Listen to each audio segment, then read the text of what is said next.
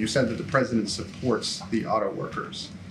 Does that mean that the president is siding with the auto workers over the auto companies? What we're saying is we're not going to get into the negotiation, right? This is, when it comes to the negotiation, that is something for the parties to decide on. That is something for them to discuss. But me saying that the president supports the auto workers, that's not anything new. When we're talking about a president who is the most pro-union president in history, it is nothing new for the president to stand by the workers. That is nothing new for the president to say, I'm going to stand by the men and women of UAW, make sure that they get their fair share, make sure that they get a win-win agreement here. We believe this agreement can be a win-win agreement for all. So, but we're not going to get into we're not going to litigate the specifics of the negotiations. Following up on that, though, a strike could have potentially huge impacts for the economy. According to NBC News polling, 37% of registered voters, just 37%, approve of the president's handling of the economy. He's at a 56% disapproval, the highest of his presidency. And 74% of registered voters say they have major or moderate concerns about the president's age and mental fitness. How troubling is that?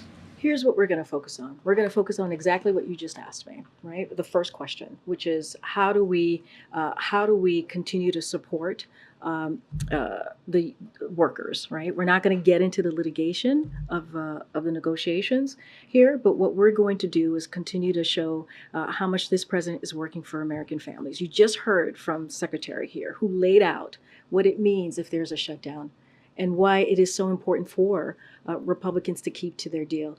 That's what we're going to focus on. You see the Bidenomics. I get it. I get that Americans right now, they've been through a lot, right? They've been through the pandemic, this global pandemic that we're coming out of. They have been through what we've seen because of Russia's war in Ukraine, and we saw inflation spike. We saw what's going on with what Americans are feeling every day. This is why this president has been so zeroed in, so laser focused on lowering costs for Americans, and we've done that. And a lot of the policies that the president has put forward are indeed popular.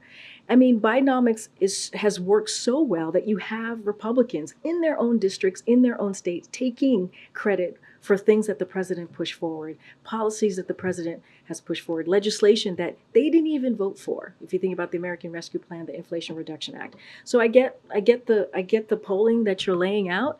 I get that, but we can't be focused on that. We also have to be focused on really speaking directly to the American people. The next 3 days, you're going to see the president go to 3 states to do just that. But 37% approve? I hear you. But it is, look, our focus is going to be on what we can do to continue to deliver for the American people. Polls are polls, right? They are going to be all over the place. They're going to, they don't tell the whole story, actually. And that is just the way a poll is. What we're going to focus on is how we can continue to do the job that the president promised that he would do, is make Americans' lives a little bit better, give them that breathing room. I'm going to go around. I know I always forget to call on this side, so I'm going to call on you. Go Thanks, ahead.